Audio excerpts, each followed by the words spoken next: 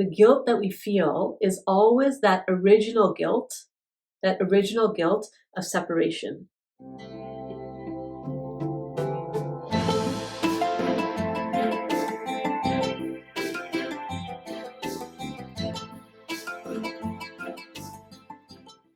Hi, welcome back to Therapist Thursdays. I'm Dr. Syra, and today I want to chat with you for a minute about shame and guilt.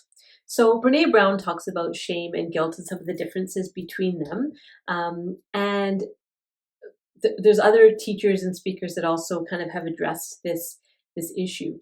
I want to talk about shame and guilt from more of a first we'll talk about it from kind of a personality perspective, and then I'd like to take it a little bit somewhere else. So from a personality perspective, shame is there's something wrong with me.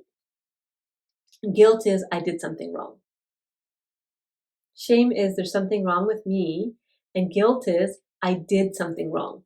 Guilt is adaptive.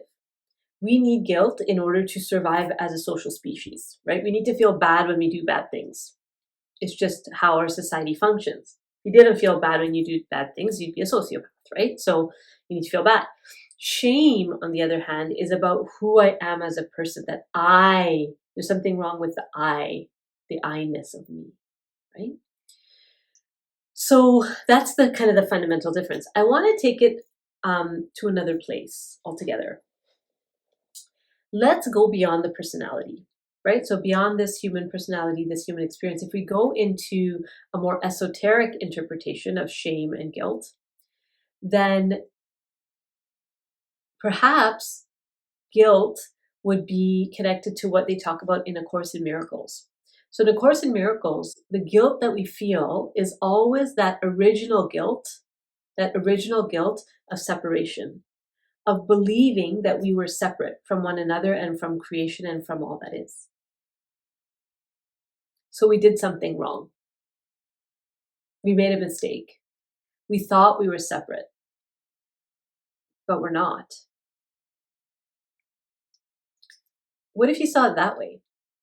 Every time guilt came up, it's about, how can I join with this other? Instead of feeling bad about what's just happened, how can I make amends? How can I correct it, right? Many of us spend so much time wallowing in the guilt and feeling the guilt that we actually don't move forward with the relationship. We don't mend, we don't make amends. So, and then shame is like completely unnecessary emotion in a way, because shame just makes you small. Shame just makes you withdraw and disconnect. And Brene Brown talks about how the number one kryptonite, she doesn't use that word, I'm using that word, but the kryptonite for shame is sharing your story.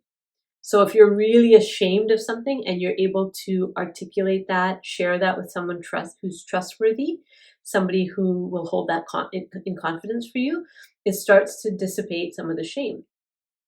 As a therapist, I'm often the first person that people tell some of their really shameful stories to. They haven't ever told anyone.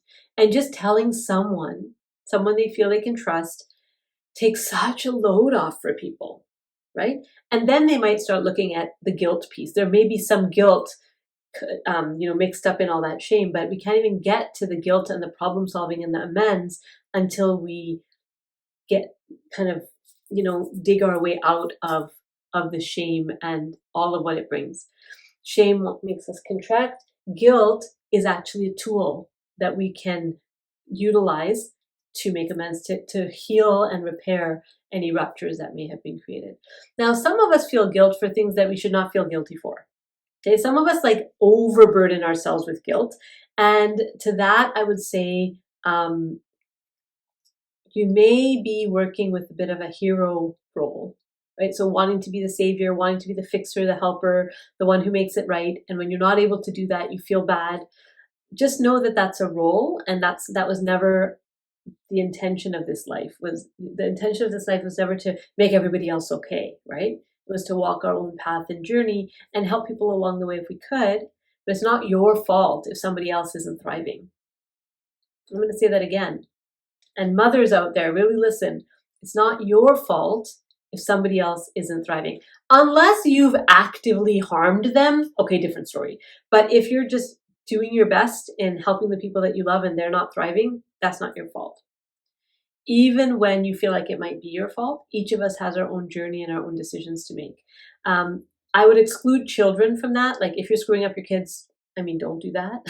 Get help, get some parenting courses. And we actually have on our website, Dragonfly Wellness Center, there's some free courses that you can plug into around parenting. So check those out. There's some on the YouTube channel as well. But so, because the parents feel so much guilt for things that they have absolutely no control over, and things that don't really even matter years and years and years later. So all that mommy guilt, daddy guilt, parent guilt, just move that aside. So again, guilt can be adaptive, not if it's over and not if it's unnecessary, but if when it's real, when it means something about repairing the relationship, shame just shuts you down. So just keep those in mind as you're kind of on this journey of growth and discovery. Their shame will come up at times because who I am doesn't seem like it's enough. I feel like I am wrong. My very existence is wrong somehow. It'll come up. And one of the beautiful things that we can do when emotion comes up is just be with it, witness it, allow it, let it go. Be with it, witness it, allow it, let it go. And just kind of let the emotion, let the physiology of the emotion run its course and not add thoughts to what's happening. Something to think about, perhaps. Until we meet again, make sure to look around the channel and check out our website if it interests you, and we'll see you next time. Bye.